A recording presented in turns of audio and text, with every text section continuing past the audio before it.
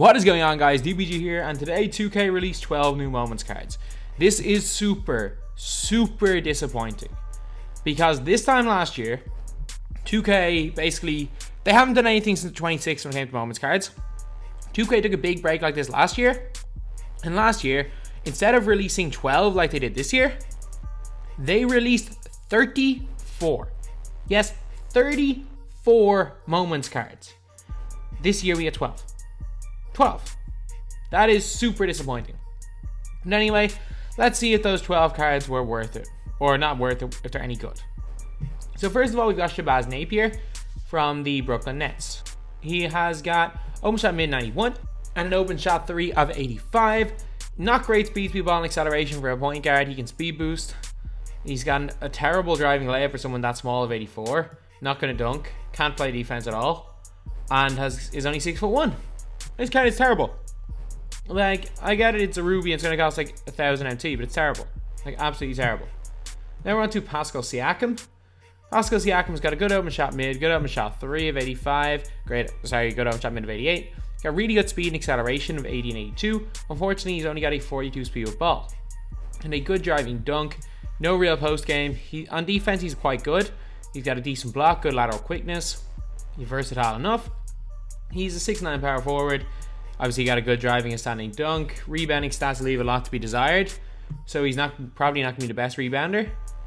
He's got a Lob City finisher, catch and shoot, posterizer, corner specialist, and putback king. So like, he's actually maybe an alright card, but I don't think he's going to be up to much. Like, I don't think he's going to be a great card. If he had much higher speed with ball than 58, if that speed with ball was closer to 75 or 80, he might be good enough. Or I don't know, if his rebounding was up, he might be alright, but no, this card doesn't. There's other cards that are cheap that do exactly what he does, but better. Then we're on to Lou Williams. Lou Williams is 6'1", slow release. I don't really care what his badges are. Doesn't even have limitless. He's got an 85 open shot mid, 89 open shot 3. Alright, I guess. He can speed boost. He's kind of fast, not that fast. He's got a 65 on ball defensive IQ and 70 lateral quickness. He's going to be one of the worst defenders in the game for a Ruby tier because he's so small and so bad in defense. And yet, this card is terrible. So far, we have gotten like these 3 Ruby cards. Shabazz Napier and Lou Williams are both going to be terrible cards. Pascal Siakam, maybe average? Like, average. That's at best, he's going to be average. Now we're on to Victor Oladipo. I'm just praying this card is good. He had 10 gold badges, catch and shoot, difficult shots, limitless range, pick and roll maestro, 1-man fast break, posterizer, chase in ice, defense stopper, pick dodger, and pickpocket. He's got a good open shot mid of 85. Open shot 3 of 79 is not great, but it's not terrible. He can't speed boost, which is one big downside to a card like this. Especially because he's 6'4", so you might play him to 1. He's a lockdown defender, great lateral quickness, great steal, great on-ball defensive IQ. He's got okay speed ball and acceleration. Nothing spectacular, but not bad at all. He's a 90 driving dunk, which is good. 94 driving layup is good enough. But unfortunately, he's just not going to speed boost. Like, he can't speed boost. I think he needs a shoe and a coach to do it. And there's no point putting a diamond shoe on him, or even wasting shoes in a card like this. He's an average mid-range shooter. Not a great 3-point shooter. Decent enough dunker, but dunking doesn't mean too much this year. And yeah, not going to really be that good a card. Now we are on to Gordon Hayward. Hayward, 92 open shot mid, 86 open shot 3. Not bad at all. However, this Gordon Hayward was a better 3-point shooter, even though obviously he wasn't as good a mid-range shooter. Hayward, unfortunately, can't speed boost unless you give him a shoe and a coach. He has got a good driving layup, not a great driving dunk. Defense stats are not great. Rebounding, surprisingly, is alright, but like, this card doesn't excel at anything. Like, he's a decent shooter. That's about it. Like, he doesn't do anything else well. Like, literally nothing else well. And there's emeralds that shoot better than him. This card is, again, very poor. Like, I would take emerald, what's his name, Trevor Rees over this card any day. Now we're on to DeMar DeRozan. DeMar DeRozan, 60 open shot 3. We wanted realism. That's where we get -10 from base cards. It's where we get moments cards that should be good, like DeRozan being absolutely useless this year. Like, DeRozan's emerald card or amethyst card last year at least had like an 86 or 87 shot 3, which made him usable. This card isn't. It's just not usable. He's got Gold, difficult shots, mid-range Jedi, tireless score, acrobat, relentless finisher, diner, pick and roll matcher, woman passer, posterizer, and hustle rebounder. He has got actually really good defensive rebounding. He can speed boost. Got unreal passing stats. He's got an okay post fadeaway. Will driving of 90. Defensive stats are average at best. 41 steal is terrible. He's moderately fast, I guess. Got a great shot mid, which is obvious, DeMar DeRozan, and no shot three. Again, like, you're spending probably 15 to 20k on a mid-range shot. Not worth it. Like, not good card at all. And then we're on to LaMarcus Aldridge. His last card, 73 open shot 3. This one here, 64 open shot 3. And I'm going to actually, after I talk about this card, explain why the realism factor is just ridiculous. But yeah, so he's got 10 gold badges. Obviously, you can read them here. I'm not going to bother reading them out. And cards like LaMarcus Aldridge they relied so much on post fadeaways. Really have kind of struggled since they've gotten rid of the fade ace badge. I know difficult shots does some similar things, but it's not the same badge. He's got a 96 open shot mid, which is unreal. However, the mid-range shot is not that important because a lot of the time they do end up popping to the 3-point line. He's got no defense whatsoever. 80 block is okay. He's got poor lateral quickness, poor on-ball defensive IQ. And if you're running him at the 4, he's just going to get burned. He doesn't rebound well enough to be effective at the 5 or shoot well enough to be a stretch 5. He's just, again, an absolutely just card that has no use in this game. And the reason why I think the realism thing needs to be thrown out the window is because I know you guys are saying, oh, whatever, they need to reflect how they are in the real game. But all that means is that we're getting cards that are actually worse than their base cards. For example, if it wasn't for the badges, Diamond Karl Anthony Towns would be worse than Ruby Karl Anthony Towns because he's better in the stats that don't really matter.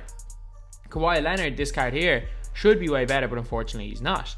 And then on the flip side, we've got historic guys that weren't 3-point shooters, like randomly Ralph Sampson suddenly able to shoot the ball. They're still keeping the unrealistic stats up with the historic cards, and all that meant is that moments cards are severely underpowered so far this year. Like, if you're looking at the best cards in the game, maybe Klay Thompson is a moments card that'll make like a God Squad, and that's it. Maybe Paul George.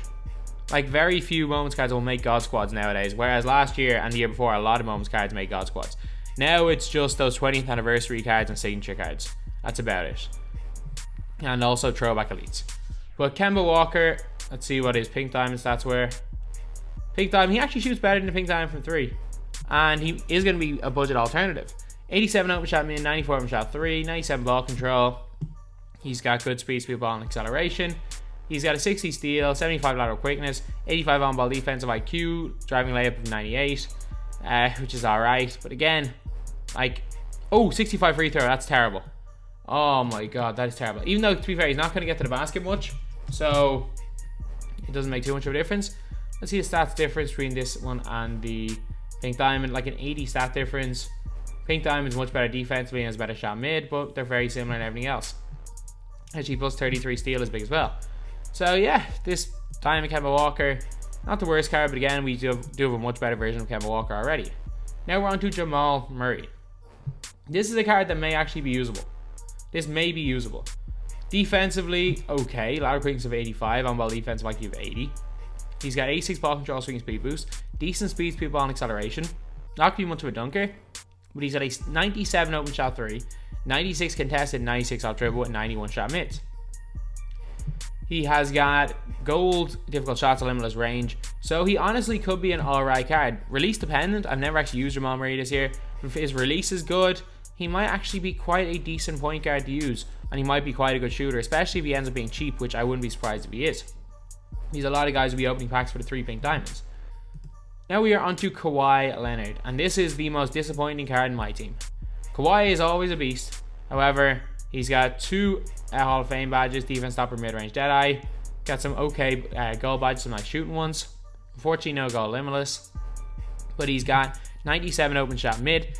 But look at this, 70 open shot 3. 2K, I get it that he didn't have a good shooting game. But like, at least give him a 75. At least give him the same as his Amethyst card. Because with a 75 shot 3, you can boost that up to well above 80, and it means it's passable. And also, a 60 steal and 60 block. This card, like, yeah, great, he can dunk, he can speed boost, he's fast, he's got good defensive stats. But look at this card here. Scottie Pippen. Compare him to Scottie Pippen, who's 1 rating lower. Scottie Pippen has got 30 extra stats, and is a way better defender, a way better shooter, and almost equally as good going to the basket. Like, I get it, Kawhi has a good mid-range shot. The no 3 ball makes him really not great.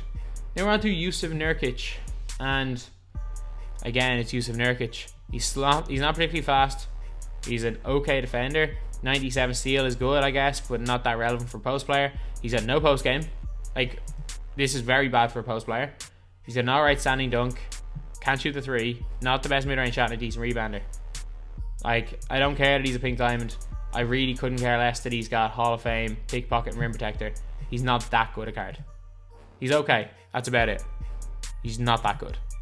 And now this is finally we've got a good card in this batch, and it's pink diamond James Harden.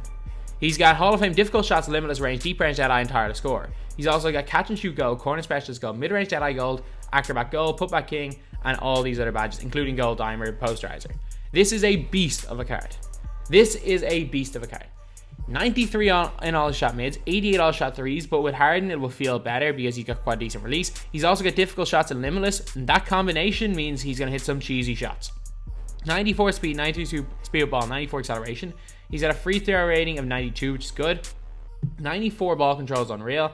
Defensively, not the best. However, 80 lateral quickness is not awful, and 80 steal. He had an 85 driving dunk with gold posterizer, good rebounding. So anyway, yeah, that is the video. Harden and Jamal Murray.